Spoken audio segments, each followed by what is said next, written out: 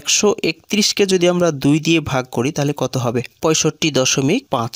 এই হলো মধ্যক শ্রেণীর মধ্যমান। এখানে আমরা পেয়েছি n সমান 110, আনুমানিক গড় ধরেছি 65.5, আর সামেশন FIUI সমান পেলাম -38। এই হলো আমাদের যে গণসংখ্যা বহুভুজ অঙ্কন করতে বলেছিল সেই গণসংখ্যা বহুভুজ। সংক্ষিপ্ত সিলেবাসের আলোকে এসএসসি পরীক্ষায় কমন উপযোগী গণিত সাজেশনের 44 নম্বর ভিডিওতে আজকে আমরা সমাধান করব গ বিভাগ থেকে অধ্যায় 17 অর্থাৎ পরিসংখ্যান থেকে এবারের পরীক্ষার জন্য যে সৃজনশীল প্রশ্নগুলো সবচেয়ে বেশি গুরুত্বপূর্ণ। আমরা এই ধরনের 14টি প্রশ্ন নির্বাচন করেছি বিভিন্ন স্কুল কলেজের প্রশ্নগুলো থেকে, যার মধ্য থেকে 3টি প্রশ্নের সমাধান করা হয়েছে। আজকে আমরা 4 নম্বর প্রশ্নটি সমাধান করব। আর এই 4 নম্বর প্রশ্নটি যশোর বোর্ড 2019 সালে এসেছিল। আর এই প্রশ্নের উদ্দীপক হিসাবে এখানে একটি সারণী দেওয়া আছে, নিচে একটি গণসংখ্যা নিবেশন সারণী দেওয়া হলো। এই যে সারণীটি দেওয়া আছে এই সারণী থেকেই আমাদের 3টি প্রশ্নের সমাধান করতে বলছে। ক নম্বর প্রদত্ত সারণীর মধ্যক শ্রেণীর মধ্যমান নির্ণয় করো, আর খ নম্বরে সংক্ষিপ্ত পদ্ধতিতে গড় নির্ণয় করো, আর গ নম্বরে প্রদত্ত উপাত্তের গণসংখ্যা বহুভুজ আঁকতে বলছে। তো এই 3টি প্রশ্ন খুব সহজে সমাধান করব আমরা এই সারণী থেকে। এই সারণী থেকে মধ্যক নির্ণয়ের জন্য প্রথমত একটি ক্রমযোজিত সারণী তৈরি করব, যেই সারণী থেকেই আমাদের মধ্যক শ্রেণীর মধ্যমান নির্ণয় করতে হবে। চলো শুরু করা যাক। মধ্যক শ্রেণীর মধ্যমান নির্ণয় করার জন্য প্রথমত আমরা একটি ক্রমযোজিত সারণী তৈরি করব। আমরা এখানে শিরোনাম দিব ক্রমযোজিত গণসংখ্যা নিবেশন সারণী। আর এই সারণীতে আমাদের 3টি অপশন দিতে হবে, শ্রেণীব্যাপ্তি, গণসংখ্যা, এরপরে ক্রমযোজিত গণসংখ্যা। আর শ্রেণীব্যাপ্তির মানগুলো আমাদের উদ্দীপকের সারণীতেই দেওয়া ছিল, তাই আমরা এখানে উদ্দীপকের সারণী থেকে লিখেছি। আর গণসংখ্যার মানটাও আমাদের উদ্দীপকের সারণী থেকেই দেওয়া ছিল।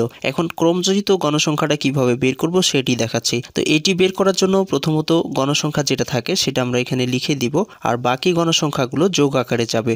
তাহলে 8 আর 5 যদি আমরা যোগ করি 8 5 13 হয়ে যাবে। এরপরে 13 আর 13 যোগ করলে হবে 26। এরপরে 26 আর 15 যদি যোগ করি 41। এরপরে 41 আর 35 এখন যোগ করতে হবে। 5 আর 1 6, এরপরে 4 আর 3 7। এরপরে এই 76 এর সাথে আবার 25 যোগ করতে হবে, তাহলে 101। এরপরে 101 এর সাথে আবার 5 যোগ করতে হবে, তাহলে 101 এর সাথে 5 যোগ করলে 106 হয়ে যাবে। 106 এর সাথে যদি আমরা 4 যোগ করি তাহলে 110। এভাবেই কিন্তু ক্রমযোজিত গণসংখ্যাটার অপশনটি ফিল আপ করতে হয়। তো এখানে n সমান দেওয়া আছে 110। তো এখানে 110 যদি আমরা n ভাগ 2 করি তাহলে মধ্যক সারণীটা বের হয়। 110কে 2 দিয়ে ভাগ করলে পাবো কত? 55। এই 55তম পদের মানটা ক্রমযোজিত গণসংখ্যার কোথায় আছে দেখতে হবে। 5 এর মধ্যে 55 নেই, 13 এর মধ্যে নেই, 26 এর মধ্যে নেই, 41 এর মধ্যেও নেই, কিন্তু 76 এর মধ্যে এই 55 আছে। তাই এই 76 এই সারিটা হচ্ছে মধ্যক সারি। তাই এই সারির শ্রেণীব্যাপ্তিতে আমরা দেখতে পাচ্ছি 61 এবং 70 আছে। তাই আমরা কথাটাকে একটু সাজিয়ে লিখেছি, অতএব মধ্যক শ্রেণী হলো 55তম পদের মান। তো এখানে 55তম পদ আছে এই সারিতে, তাই এই সারিতে 61 এবং 70, এই সারিটাই হচ্ছে মধ্যক শ্রেণী। সেই জন্য আমরা লিখেছি 55তম পদের অবস্থান 61 থেকে 70 শ্রেণীতে, অতএব মধ্যক শ্রেণী হলো 61 থেকে 70। এখন মধ্যক শ্রেণীর মধ্যমান নির্ণয় করতে বলেছে। তো মধ্যক শ্রেণীর মধ্যমান যদি নির্ণয় করি তাহলে 61 যোগ হবে কত? 70 ভাগ হবে 2। তাই এখন 61 আর 70 যদি আমরা যোগ করি তাহলে 131 ভাগ হচ্ছে কত? 2। এখন 131কে যদি আমরা 2 দিয়ে ভাগ করি তাহলে কত হবে? 65.5। এই হলো মধ্যক শ্রেণীর মধ্যমান, এটি হলো আনসার। তা আশা করি বুঝতে পেরেছো। এরপরে আমরা এখন চলে যাব খ নাম্বার প্রশ্নে। খ নাম্বার প্রশ্নে সংক্ষিপ্ত পদ্ধতিতে গড় নির্ণয় করতে বলছে। আমরা উদ্দীপকের যে সারণীটি আছে এই সারণী থেকে সংক্ষিপ্ত পদ্ধতিতে গড় নির্ণয়ের জন্য আরো একটি সারণী আমরা তৈরি করব। সেই সারণী থেকেই আমরা সংক্ষিপ্ত পদ্ধতিতে গড় নির্ণয় করব। সংক্ষিপ্ত পদ্ধতিতে গড় নির্ণয়ের জন্য আমরা প্রথমে শিরোনাম দিয়ে এর সারণীটি তৈরি করব, সংক্ষিপ্ত পদ্ধতিতে গড় নির্ণয়ের প্রয়োজনীয় সারণী। আর সংক্ষিপ্ত পদ্ধতিতে গড় নির্ণয়ের জন্য যে সারণী তৈরি করতে হয় এই সারণীতে আমাদের 5টি অপশন দিতে হয়, শ্রেণীব্যাপ্তি, মধ্যমান, এরপরে গণসংখ্যা, ধাপ বিচ্যুতি, এরপরে গণসংখ্যা গণিত ধাপ বিচ্যুতি। এই 5টি অপশন দিয়ে আমরা প্রথমত সারণী তৈরি করব। আর শ্রেণীব্যাপ্তিতে যে মানগুলো আমরা বসিয়েছি এই মানগুলো আমাদের উদ্দীপকের সারণীতে দেওয়া ছিল, আর গণসংখ্যার যে মানগুলো বসিয়েছি এটাও আমাদের উদ্দীপকের সারণীতে দেওয়া ছিল। এখন আমরা মধ্যমান বের করব, এরপরে ধাপ বিচ্যুতি বের করব, আর গণসংখ্যা গণিত ধাপ বিচ্যুতি এই অপশনটি ফিল আপ করব। তো এখন আমরা মধ্যমানের মানটি বের করব। মধ্যমান একটা বের করে ব্যবধান যোগ করলে বাকি মধ্যমানগুলো পাওয়া যায়। তো এখানে 21 আর 30 আছে, 21 আর 30 যোগ করলে 51 হয়। 51কে যদি আমরা 2 দিয়ে ভাগ করি তাহলে 25.5 হবে। এখন যেহেতু ব্যবধান দেখতে পাচ্ছি এখানে 10 করে আছে, তাই 10 করে যোগ করতে করতে চলে আসবো, বাকি মধ্যমানগুলো চলে আসবে। তাহলে 25 আর 10 হয়ে যাবে 35.5। এরপরে 35 আর 10 হয়ে যাবে 45.5। এরপরে 45 এর সাথে 10 যোগ করলে 55.5। এরপরে 55 এর সাথে 10 যোগ করলে 65.5।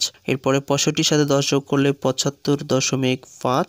আর 75 এর সাথে 10 যোগ করলে 85.5। 5, 85-র সাথে 10 যোগ করলে 95.5। এখন হিসাব করে দেখবে সব মানগুলোই মিলে যাবে। এটি একটি সহজ কৌশল যে একটি বের করার পরে ওর সাথে ব্যবধান যোগ করলে বাকি মধ্যমানগুলো পাওয়া যায়। এরপরে আমরা এখন ধাপ বিচ্যুতি অপশনটি ফিল আপ করবো। ধাপ বিচ্যুতির অপশনটি ফিল আপ করার জন্য আমরা যেখানে একটি সূত্র দেখতে পাচ্ছি ধাপ বিচ্যুতির UI সমান xi minus a by h। এখানে xi হচ্ছে মধ্যমান আর a হচ্ছে আনুমানিক গড়। মধ্যমানের যে কোনো একটি মানকে আনুমানিক গড় ধরে নেওয়া যায় আর h হচ্ছে ব্যবধান। মধ্যমানের যে কোনো একটা মানকে আনুমানিক গড় ধরে নেব। এই মানটাকে আনুমানিক গড় ধরে নিচ্ছি। যে কোনো একটি মান যেহেতু ধরা যাবে তাই আমরা চেষ্টা করব সবসময় একটু মাঝামাঝি ধরার, তো এটাকে আমরা আনুমানিক গড় ধরে নিলাম। এখন যদি আমরা ধাপ বিচ্যুতির অপশনটি বের করি তো যেটাকে আনুমানিক গড় ধরবো এই সারির ধাপ বিচ্যুতির মানটা হয়ে যাবে 0 আর উপরের দিকে মাইনাস আকারে যাবে। যেমন উপরে একটি মান তাই -1, এরপরে দুটি আছে তাই -2, এরপরে তিনটি আছে তাই -3, এরপরে চারটি আছে তাই -4। মানে উপরে যতগুলো মান থাকবে মাইনাস আকারে যাবে আর নিচে যতগুলো মান থাকবে প্লাস আকারে আসবে। +1, এরপরে +2, এরপরে হচ্ছে 3, এইভাবে আসবে। এই অপশনটি ফিল আপ করবো, অর্থাৎ গণসংখ্যা গুণিত ধাপ বিচ্যুতি। তাহলে এই গণসংখ্যা হচ্ছে এটা আর ধাপ বিচ্যুতি এটা, এই দুটা গুণ আকারে আসবে। তাহলে 4 5 20, তাহলে আমরা এখানে মাইনাস পাচ্ছি কত 20। এরপরে 3 8 24, তাহলে মাইনাস হচ্ছে 24। এরপরে 13 দুগুণে 26, তার মানে -26। এরপরে 15 কে 15 অর্থাৎ -15। এরপরে 35 আর 0 গুণ করলে 0 হয়ে যাবে, কারণ 0 সাথে যাই গুণ করি 0 হয়ে যায়। এরপরে 25 আর 1 গুণ করলে 25ই হবে। এরপরে 5 দুগুণে 10, 3 4 12। এখন যদি আমরা এটাকে টোটাল করতে চাই 20 24 26 15 এটি হবে ঋণাত্মক মান আর 25 10 আর 12 এটি হবে ধনাত্মক মান। তো হিসাব করে দেখলে আমরা পাবো কত -38। এখন আমরা সংক্ষিপ্ত পদ্ধতিতে গড় নির্ণয়ের সূত্রটি লিখব। লিখার পরে এই মানগুলো বসালেই আমাদের সংক্ষিপ্ত মানটি চলে আসবে। তো এখানে আমরা পেয়েছি n সমান 110, আনুমানিক গড় ধরেছি 65.5 আর সামেশন FIUI সমান পেলাম -38। এখন আমরা এখানে মানগুলোকে প্রথমে লিখে নেব। এ সমান যেহেতু আমরা আনুমানিক গড় ধরেছি 65.5, তাই এখানে আমরা লিখব 65.5। n সমান পেয়েছি 110, মোট গণসংখ্যা 110। সামেশন FIUI সমান পেয়েছি -38, তাই এখানে বসাবো -38 আর h হচ্ছে ব্যবধান 10, অর্থাৎ 91 থেকে 110। তো এরপরে আমরা এখন এই মানটা সূত্রে বসাবো। আর সংক্ষিপ্ত গড় সমান আমরা সূত্রটি জানি, x বার সমান a plus summation FIUI by n গুণিত h। এখন যদি আমরা মানগুলোকে বসাই, a সমান আনুমানিক গড় 65.5, এরপরে প্লাস আছে দিলাম সামেশন FIUI সমান পেয়েছি -38, তাই এখানে আমরা বসাবো -38 আর n সমান পেয়েছি আমরা 110 গণিত h হচ্ছে ব্যবধান 10, তো আমরা এখানে 10 বসিয়ে দিলাম। এখন যদি আমরা হিসেব করি তাহলে এখানে 65.5 আছে থাক আর এটা প্লাস মাইনাসে মাইনাস হয়ে যাবে আর 10 আর এটা যেহেতু গুণ আছে 38 আর 10 গুণ করলে 380 হয়ে যাবে আর নিচে আছে কত 110। 65.5 মাইনাস 380 কে যদি আমরা 110 দিয়ে ভাগ করি তাহলে 3.45 পাবো। এখন 65.5 থেকে 3.45 বাদ দিলে 62.05, এই হলো আমাদের সংক্ষিপ্ত গড়। তো আশা করি বুঝতে পেরেছো। এরপরে আমরা এখন চলে যাব গ নাম্বার প্রশ্নে। গ নাম্বার প্রশ্নে বলছে প্রদত্ত উপাত্তের গণসংখ্যা বহুভুজ আঁকো। তো আমরা এই সারণী থেকে গণসংখ্যা বহুভুজ অঙ্কনের জন্য আরো একটি মধ্যমানের সারণী তৈরি করব। সেই সারণী থেকেই আমরা এই গ্রাফ পেপারে এই গণসংখ্যা বহুভুজটি অঙ্কন করব। চলো অঙ্কন করা যাক। এখানে আমরা গণসংখ্যা বহুভুজ অঙ্কনের সারণী তৈরি করে নিয়েছি শ্রেণীব্যাপ্তি, মধ্যমান এবং গণসংখ্যা দিয়ে। যখনই গণসংখ্যা বহুভুজ অঙ্কন করতে বলবে তখনই আমাদের এই সারণীটি তৈরি করতে হবে। তো এখানে আমাদের শ্রেণীব্যাপ্তিতেই উদ্দীপকের সারণীতে মানগুলো দেওয়া ছিল, গণসংখ্যাটাও দেওয়া ছিল আর মধ্যমানটা আমরা এখন বের করে নিব। তো এখানে 21 আর 30 যোগ করলে হয় 51, 51কে 2 দিয়ে ভাগ করলে 25.5 হয়, এটা হচ্ছে মধ্যমান। দুইটি সংখ্যা যোগ করে 2 দিয়ে ভাগ করতে হয়। এরপরে যেহেতু ব্যবধানটা 10 আছে তাই 10 করে চলে আসতে হবে, অর্থাৎ 25 আর 10 35.5, এরপরে 45.5, এরপরে 55.5, এরপরে 65.5, এরপরে 75.5, 85.5, এরপরে 95.5। তো মধ্যমান পেয়ে গেলাম। এখন আমরা যে গ্রাফটি অঙ্কন করব এটি কি নির্দেশনায় অঙ্কন করব সেই নির্দেশনাটা এখন আমরা লিখে দিব। লিখে দেওয়ার পরে আমরা গ্রাফে এই মানগুলো বসাবো, অর্থাৎ x অক্ষ বরাবর মধ্যমান বসাবো আর y অক্ষ বরাবর গণসংখ্যাগুলোকে বসাবো। তো প্রথমে কথাটি লেখা যাক। তো এখানে আমরা খুব ছোট্ট করে একটি কথা লিখে দিয়েছি, যে কথা অনুযায়ী আমরা গ্রাফটি আঁকবো। ছক কাগজের এক্স অক্ষ বরাবর শ্রেণী মধ্যমানের 2 সমান 1 ঘর। 2 সমান 1 ঘর কেন? কারণ আমাদের এখানে ব্যবধানটা আছে 10 আর আমরা গ্রাফে 5 ব্যবধানটা করব, সেজন্য 2 সমান 1 ঘর ধরি, তাহলে 5 ঘর চলে আসবে। এবং অয় অক্ষ বরাবর গণসংখ্যার 1 সমান 1 ঘর ধরে, এই যে 5 আছে ছোট মান, সেজন্য আমরা 1 সমান 1 ঘর ধরেছি। 1 সমান 1 ঘর ধরে প্রদত্ত উপাত্তের গণসংখ্যা বহুভুজ আঁকা হলো। তো এখন আমরা গ্রাফ পেপারটি নিব। গ্রাফ পেপারে এক্স অক্ষ এবং ওয়াই অক্ষটি অঙ্কন করে নেওয়ার পরে মধ্যমান এবং গণসংখ্যাগুলোকে বসাবো। এটি হচ্ছে আমাদের গ্রাফ পেপার। এটাতে আমরা এক্স অক্ষটাকে ধরার জন্য একটি রেখাটাকে একটু চিহ্নিত করে নিব, ঠিক এইভাবে। ওয়াই অক্ষটাকেও আমরা এইভাবে চিহ্নিত করে নিলাম। এরপরে আমরা এটাকে নামকরণ করে দিব। এটা হচ্ছে এক্স, এটা হচ্ছে এক্স প্রাইম, এটা হচ্ছে 0 বিন্দু, এটা হচ্ছে ওয়াই প্রাইম, আর উপরে হচ্ছে ওয়াই। এখন আমরা এক্স এবং ওয়াই অক্ষকে ধরে নিলাম, আর এখানে একটি ভাঙা চিহ্ন দিব যা আগের মানগুলোকে বোঝাতে। এরপরে আমরা এখন এক্স অক্ষ বরাবর শ্রেণীর মধ্যমানগুলো বসাবো আর ওয়াই অক্ষ বরাবর গণসংখ্যাগুলো। তো এটাকে আমরা শ্রেণী মধ্যমান লিখবো, আর এটাকে আমরা প্রথমত গণসংখ্যা লিখে নিব। তো আমরা এক্স অক্ষ বরাবর শ্রেণী মধ্যমান, তাই শ্রেণী মধ্যমান লিখলাম, আর ওয়াই অক্ষ বরাবর গণসংখ্যা, সেজন্য ওয়াই অক্ষ বরাবর গণসংখ্যাটা লিখেছি। আর এখানে আমরা 5, 10, 15 এইভাবে সংখ্যাগুলোর পরিমাণটা লিখে দিব।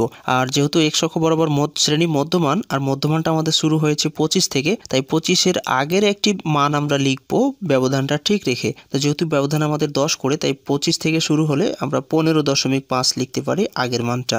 15.5 আমাদের গণসংখ্যা নেই। এরপরে 25.5, এরপরে 35, আগে মানগুলো লিখে নিচ্ছি। 35.5, এরপরে 45.5, এরপরে 55.5, এরপরে 65.5, এরপরে 75.5, এরপরে 85.5, এরপরে 95.5 এবং পরের একটি মান লিখে নিতে হবে। তাহলে 95 × 10 105 শ্রেণী মধ্যমান এক্স অক্ষ বরাবর আমরা লিখে নিলাম। এখন ওয়াই অক্ষ বরাবর গণসংখ্যাগুলোকে বসাবো। যেহেতু 15-তে গণসংখ্যা নেই, এখন 25-এ গণসংখ্যা আছে আমাদের 5, তাই উপরের দিকে যেহেতু 1 সমান 1 ঘর, তাই 5 ঘর যাব। তাই এটা হচ্ছে 5 ঘর, এটি এরকম করে ছোট্ট একটি বিন্দু দেবো। এরপরে 35-এ আছে 8 ঘর, তাহলে আমরা 8 পর্যন্ত যাব। আমি সারণী দেখে বসাচ্ছি। তাহলে 5, 6, 7, এই হলো 8 ঘর, এরকম করে ছোট বিন্দু দেবো। 45.5-এ আছে 13, এটা হচ্ছে 10, 11, 12 এবং 13। এরপরে 55.5-এ আছে 15, তাই 15 ঘর যাচ্ছে এটা। এরপরে 65.5-এ আছে 35, তাহলে 5, 10, 15, 20, 25, 30, এই হলো 35। এরপরে 75.5-এ আছে 25, তাহলে 25 ঘর, 5, 10, 15, 20, এই হলো 25। 85.5-এ আছে 5 ঘর, তাহলে 85-তে আমরা 5 ঘর নিব। এরপরে 95.5-এ আছে 4 ঘর, তাই এটা আমরা নিব 4 ঘর, আর এখানে তাই এসে আমাদের যোগ হয়ে যাবে। দুটি করে বিন্দু আমরা এখন যোগ করে দিব। দুটি করে বিন্দু যোগ করলে আমাদের রেখাটি অনেক সুন্দর হবে। আমি দুটি করে বিন্দু যোগ করে দিচ্ছি। পরে 35 পর্যন্ত গেছে সর্বোচ্চ, যোগ করে দিলাম। এদিকেও দুটি করে বিন্দু যোগ করে দিব। এই হলো আমাদের যে গণসংখ্যা বহুভুজ অঙ্কন করতে বলেছিল, সেই গণসংখ্যা বহুভুজ। তা আশা করি বুঝতে পেরেছো। শেষ পর্যন্ত সাথে থেকে কষ্ট করে আজকের এই ভিডিওটি দেখে যদি একটু হলেও উপকৃত হয়ে থাকে, তাহলে অবশ্যই ভিডিওতে একটি লাইক দিয়ে কমেন্ট বক্সে তোমাদের মতামতগুলো লিখে জানাবে। আর চ্যানেলটি সাবস্ক্রাইব করে না থাকলে সাবস্ক্রাইব করে পাশে থাকা বেল আইকনটি বাজিয়ে দিয়ে ভিডিওটি সবার মাঝে শেয়ার করবে, এই প্রত্যাশায় আপাতত আজকে এখানে বিদায় চাইছি। দিনটি সবার ভালো কাটুক।